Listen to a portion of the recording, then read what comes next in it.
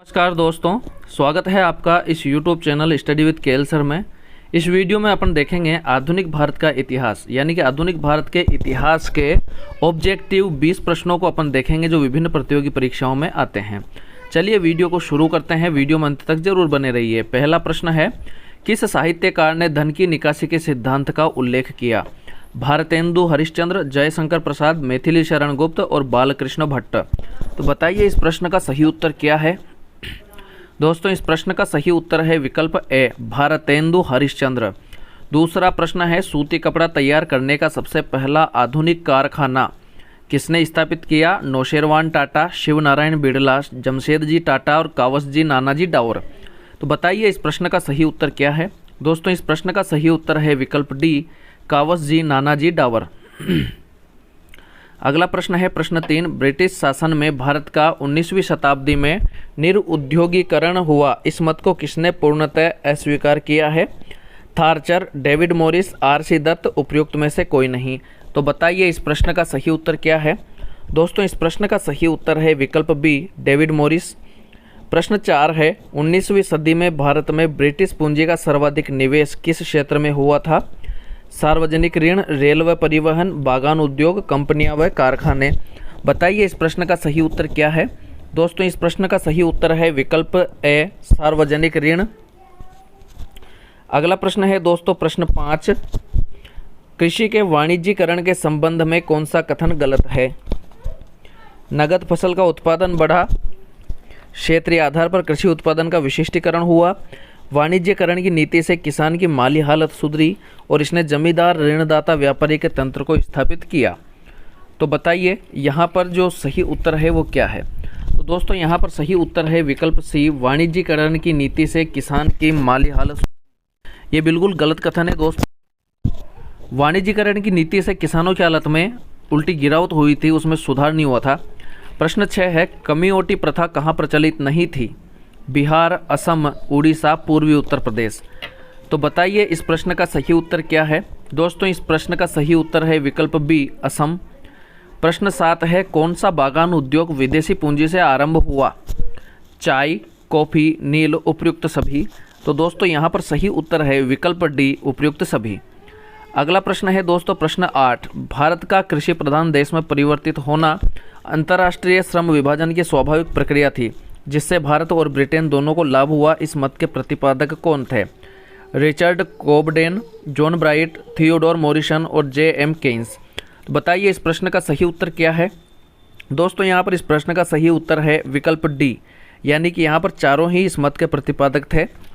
अगला प्रश्न है प्रश्न 9, निम्नलिखित में से किस मद के द्वारा धन की निकासी भारत से हुई?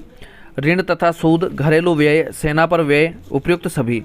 बताइए इस प्रश्न का सही उत्तर क्या है? दोस्तों इस प्रश्न का सही उत्तर है विकल्प डी, उपयुक्त सभी। अगला प्रश्न है प्रश्न 10, तमिलनाडु के बंधुआ खेत मजदूर कृषिदास कहलाते थे? कमिया, हाली, इलंगे। तो बताइए इस प्रश्न का सही उत्तर क्या है? दोस्तों इस प्रश्न का सही उत्तर है विकल्प सी, पन्नियाल।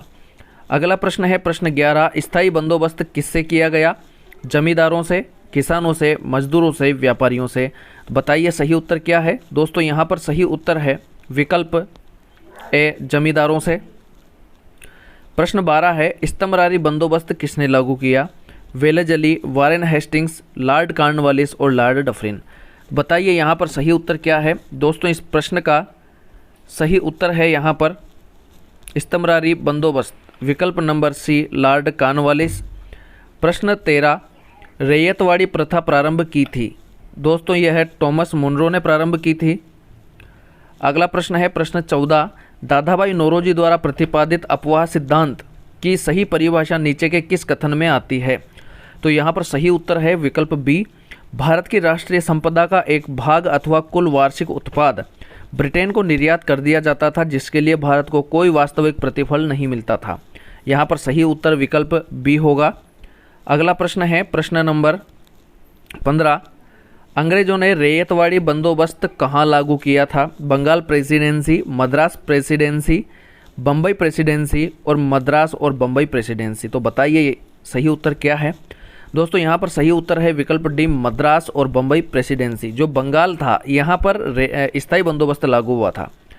प्रश्न 16 है, अंग्रेजों के शासनकाल में भारत के आर्थिक दोहन के सिद्धांत को किसने प्रतिपादित किया? तो यहाँ पर सही उत्तर है विकल्प डी, दादा भाई नौरोजी। अगला प्रश्न है दोस्तों प्रश्न 17, निम्नलिखित में से कौन दादा भाई नौरोजी के उत्सरण सिद्धांत में विश्वास नहीं करता था? बाल गंगाधर तिलक, आर.सी. दत्त, एम.जी. रानाडे और सर सैयद अहमद खां। तो यहाँ पर दोस्तों सही उत्तर है, आप बताइए कमेंट में। सही उत्तर है यहाँ पर विकल्प डी, सर सैयद अहमद खां। प्रश्न 18, ब्रिटिश शासन के दौरान भारत में उद्योगों का कोई स्वतंत्र विकास नहीं हुआ, इसका कारण था? भारी उद्योगों का अभाव, विदेशी पूंजी की कमी, प्राकृतिक संसाधनों की कमी, धनिक वर्ग द्वारा भूसंपत्ति में निवेश करने को तरजीह दिया जाना। तो कमेंट में बताइए यहाँ पर सही उत्तर क्या है। दोस्तों यहाँ पर इस प्रश्न का सही उत्तर है विकल्प ए, भारी उद्योगों का अभाव।